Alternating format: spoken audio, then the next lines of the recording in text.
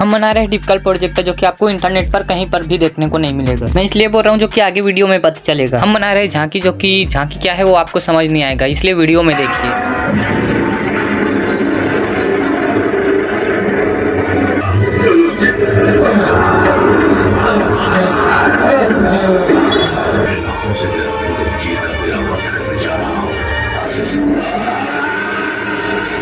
देखिएगा दोस्तों इसको कैसे कैसे बनाया जाता है, इसका प्रोसेस कैसे रहता है, पूरा वीडियो देखना एंड तक। इस लकड़ी के फ्रेम में हमने कील को ठोक कर इस फ्रेम में हम पतली से तार को मोड़ना स्टार्ट कर दिए। बॉडी का स्ट्रक्चर है वो अच्छे से बन सके, मजबूत रहे, इसलिए हमने तार का उपयोग किया है। इस फ्रेम को हमें अच्छे से जोड़ने के लिए हमें वेल्डिंग मशीन की जरूरत पड़ेगी। हमारे पास वेल्डिंग मशीन नहीं थी तो मैं और मेरे दोस्त निकल जाते वेल्डिंग मशीन को लाने के लिए।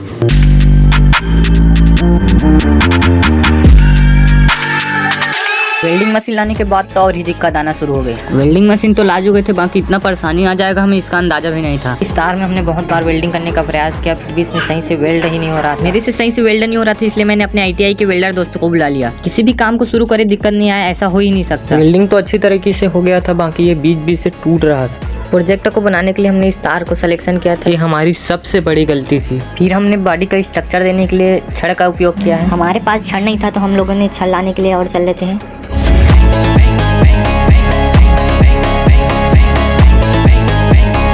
हम लोग कबाड़ के दुकान पे पहुंच जाते हैं। यहाँ पे सही से छड़ नहीं मिला तो हम लोग फिर घर आ जाते हैं। आज है वीडियो का दूसरा दिन। हम लोग रात को इसलिए बना रहे हैं क्योंकि दिन में सही से टाइम नहीं मिल पाता। जैसे तैसे करके हमें इतना सा बस छड़ मिला है।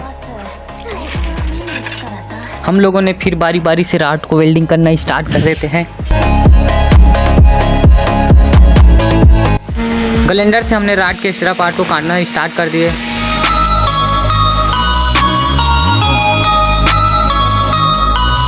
इस रॉड में सही से वेल्ड नहीं हो रहा था, इसलिए ये टूट जा रहा था।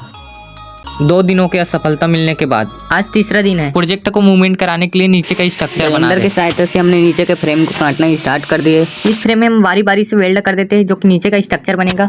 इस फ्रेम में हम लोग बेयरिंग लगा के उसको मूवमेंट कराएंगे, जिससे हमारा करेक्टर प्ले करेगा, उस हिसाब से आगे पीछे होगा। हमें वेल्डिंग करने का बिल्कुल भी एक्सपीरियंस नहीं था, वेल्डिंग होने के बाद भी ये टूट रहा था। हाथ का मूवमेंट कराने के लिए मैंने इस कब्जा का उपयोग किया है। कुछ इतने छोटे छोटे रॉड को काट कर इस कब्जे में एक दूसरे को वेल्ड कर देता हूँ, जिससे हाथ मूवमेंट करेगा।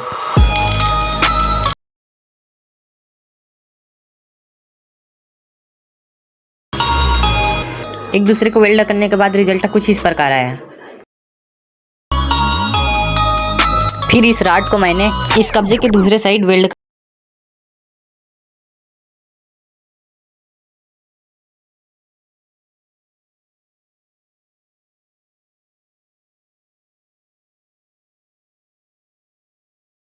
और कब्जा अच्छे से वेल्ड होने के बाद फाइनल रिजल्ट कुछ इस प्रकार बन के आया था। उंगली का मूवमेंट कराने के लिए मैंने कब्जे और रॉड का उपयोग किया है।